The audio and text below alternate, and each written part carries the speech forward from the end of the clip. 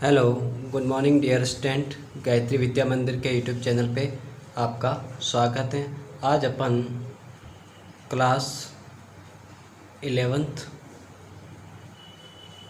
Physics का lecture number 2 अपन बात कर रहे थे पिछले लेक्चर के अंदर सदिशों के बारे में और सदिशों से संबंधित कुछ महत्वपूर्ण परिभाषा है। ठीक है, उसमें अपन ने देखा था पहला समान सदिश देख लिया था। समान सदिश या इसको कहते हैं अपन इक्विवेलेंट सदिश। इसके बारे में अपन ने बताया था कि जिसका परिमाण व दिशा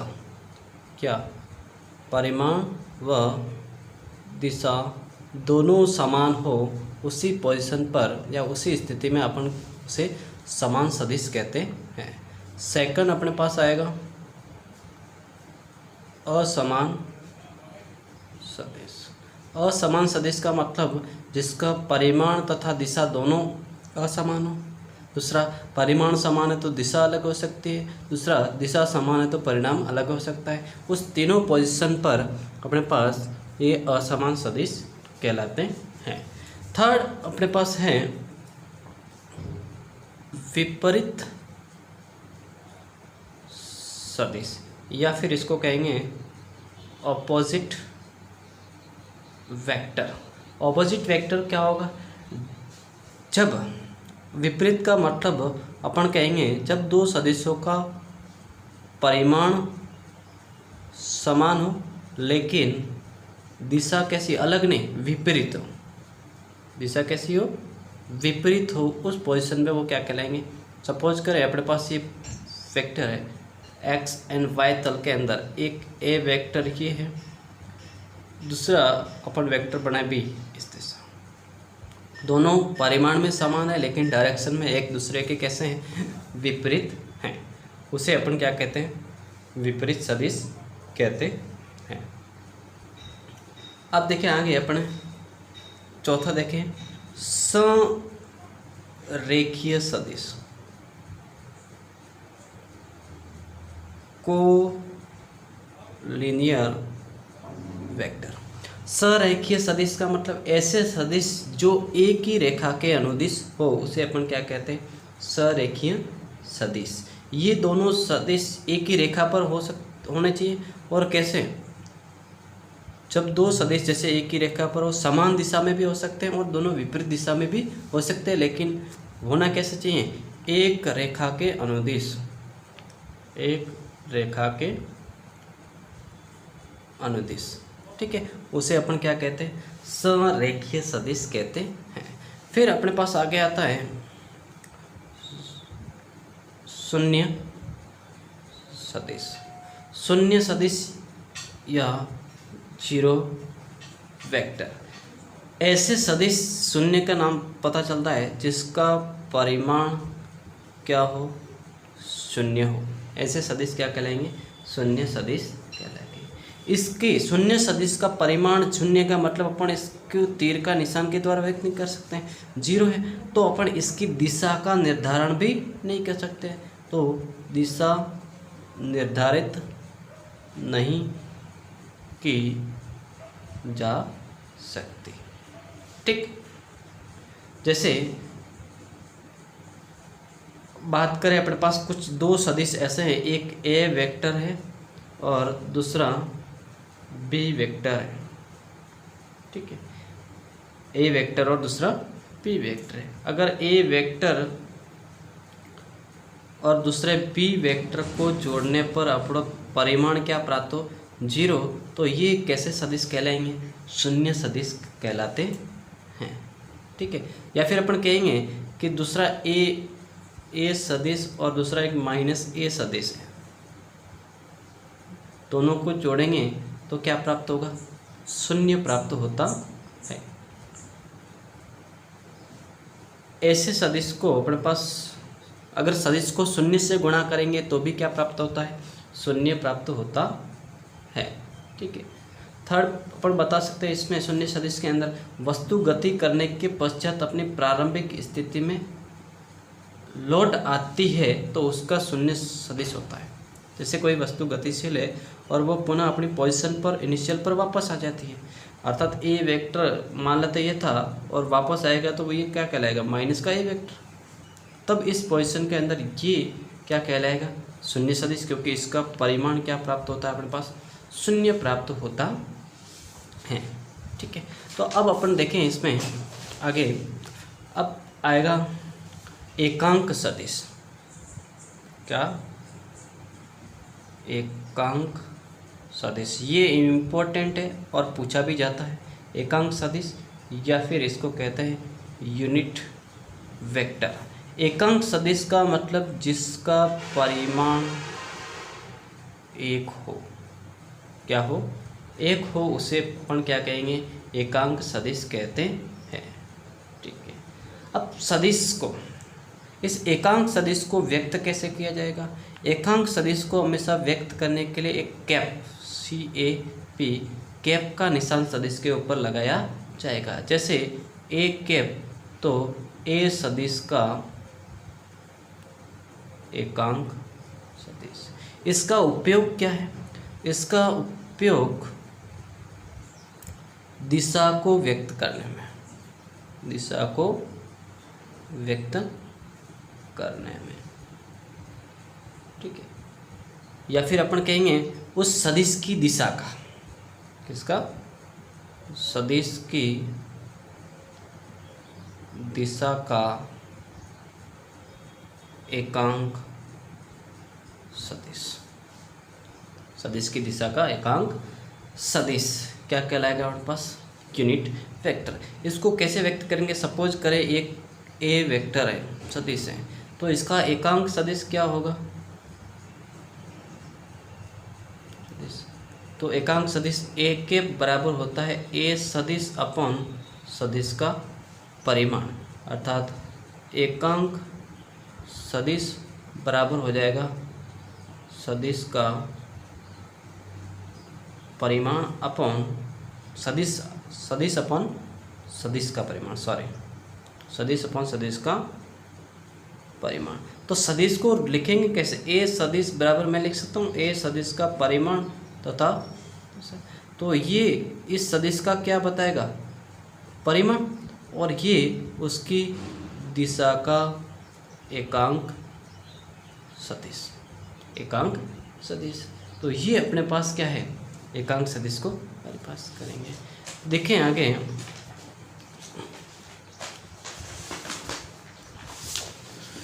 अब अपने पास अपन किसी भी सदिश को 3 डायरेक्शन में लेते हैं। सपोज करें एक सदिश एक विमीय, द्विविमीय, त्रिविमीय हो सकता है।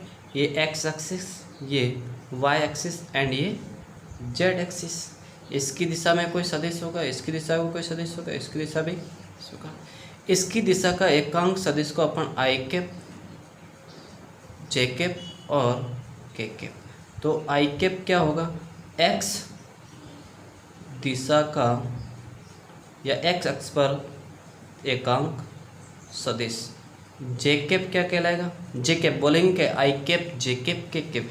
जे कैप क्या होगा, वाई दिशा का एकांक सदिश, और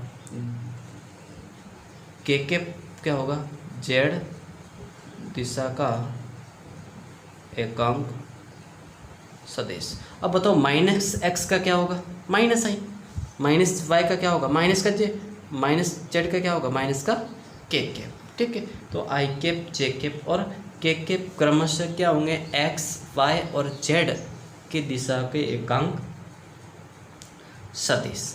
ठीक है, तो आप ये चीज़ समझ चुके होंगे एकांक सदिश के बारे में, जिसका परिमाण क्या हो, एक हो, क्या हो, एक हो। तो सपोज करें अपन किसी एक सदिश का मान लेते हैं, सदिश कोई ए वेक्टर है, वो है 2 आई कैप, या फिर चलो लेते हैं एक बराबर आई कैप प्लस जे कैप प्लस के कैप, कोई सदिश दे रखा है। ठीक है, इसका अपन एकांक सदिश ज्ञात करें, एकांक सदिश। ये पहले बता देता हूँ कैसे ज्ञात करना है।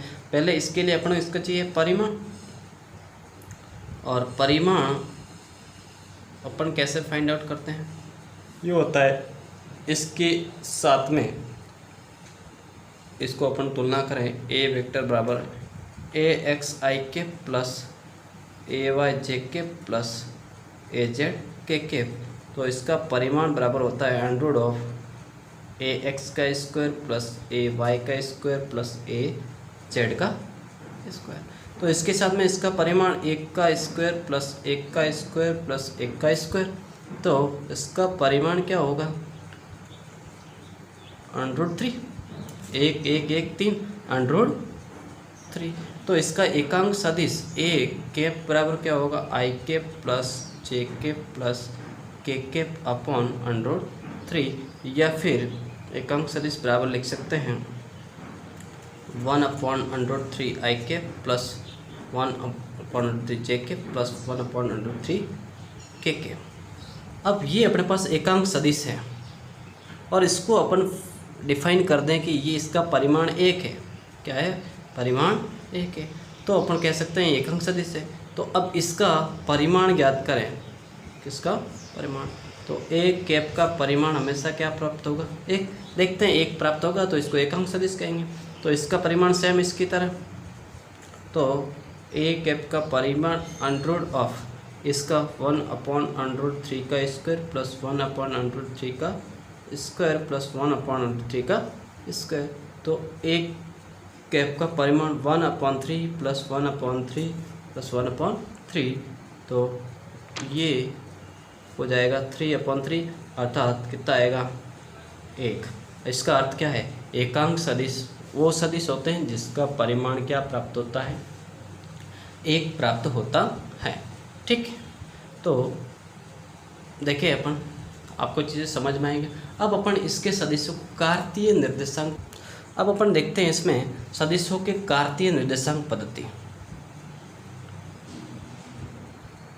सदिशों की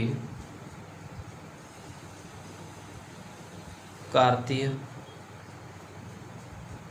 निर्देशांक पद्धति। इसमें सदिश अपने पास 3 प्रकार के हो सकते हैं। एक विमीय, द्विविमीय और त्रिविमीय, अर्थात 1D, 2D एंड 3D। तीनों प्रकार के सदिश हो सकते हैं और इस तीनों सदिशों को कार्तीय निर्देशांक का मतलब उसको एक अपने पास एक्सिस पर या फिर उसको व्यक्त करने के लिए आप जो बनाते हो एक्स एक्सिस, वाई एक्सिस और जेड एक्सिस, उस सदिश को पोजीशन वेक्टर या स्थिति को पूर्ण व्यक्त करने के लिए अपन क्या करते हैं? मूल बिंदु से अपन 3 लंबवत रेखाएं खींचते हैं। ऐसे क्या करते हैं? लंबवत रेखाएं। ये एक्स एक्सिस, ये वाई एक्सिस और ये जेड एक्सिस। ठीक है, इस त्रिविमीय के अंदर एक कोई बिंदु P है जिसके निर्देशांक x, y, z है। ठीक है, इसका एकांक सदिश आई कैप, इसका एकांक सदिश जे कैप, इसका एकांक सदिश कैप। ठीक है, और इसकी स्थिति और ये बताएगा आर कैप, आर सदिश आर वेक्टर है। ठीक है, अब देखें इसका यहाँ पे बात करें इसको व्यक्त करने के लिए, तो इसको ये वाला यहाँ पे लंब डालें तो ये यहाँ पर इसका कौन सा बिंदु बताएगा? y का। किसका? y का। और इस बिंदु P को अपन इस तल में लंब डालें तो ये किस में आएंगे? x y तल में, x z में, x z में। इस तल में लंबवत डालने पर ये बिंदु z वाला होगा और ये बिंदु x वाला होगा। ये अपने पास दिख रहा है ऐसा 3D के अंदर है। क्या है? 3D के अंदर है। अब इसको व्यक्त करने के लिए अपन देखें एक विमीय, पहले बात करें। पहले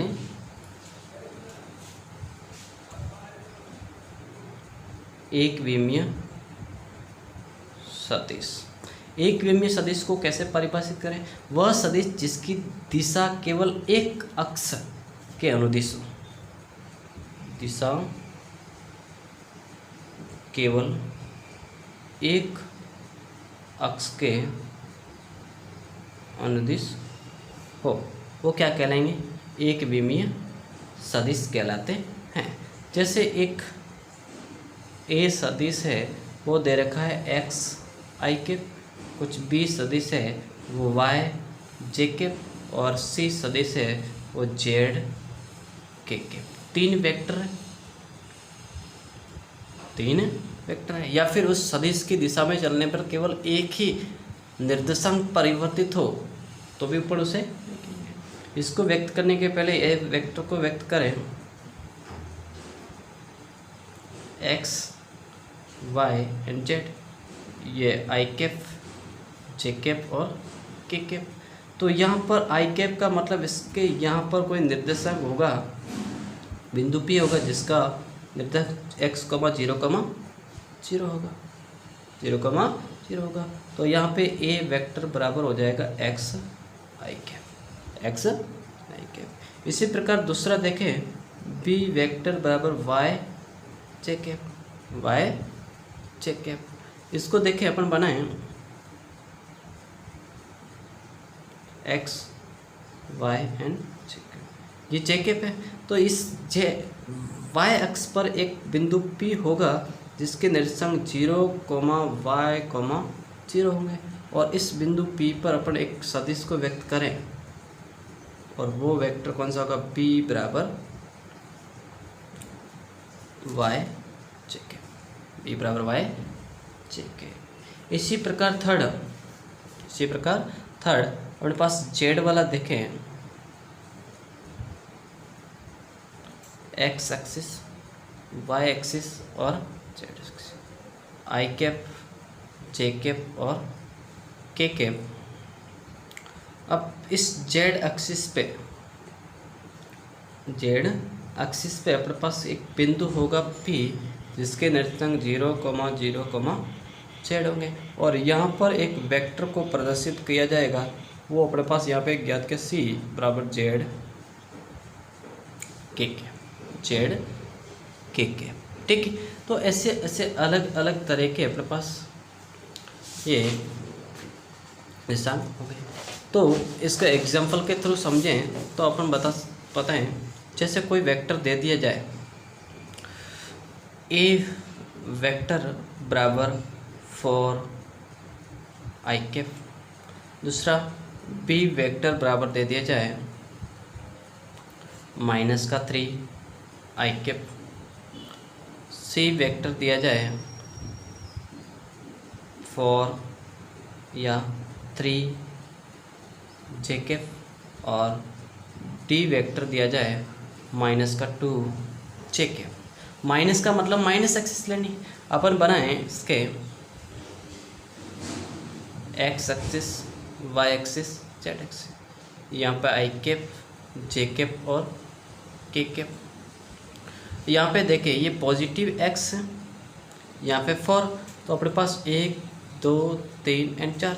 यहाँ पर जो बिंदु होंगे उसके अंदर 4, 0, 0 होंगे, तो ये वेक्टर होगा ये वाला, यही वेक्टर ए वेक्टर होगा जिससे अपन क्या 4 आई कैप। और इसी प्रकार माइनस का देखें एक्स आई कैप, वाई जे कैप और जेड के कैप। अब -x एक्सिस इस डायरेक्शन में होगी, इसके -1, -2, -3, तो यहाँ वाला एक निर्देशांक होगा जिसके बिंदु होगा -3, 0, तो ये वाला जो वेक्टर होगा ये, और ये बी वेक्टर बराबर हो जाएगा -3 आई कैप, इसी प्रकार अपन देखें यहाँ पे जे कैप वाले पोजीशन पे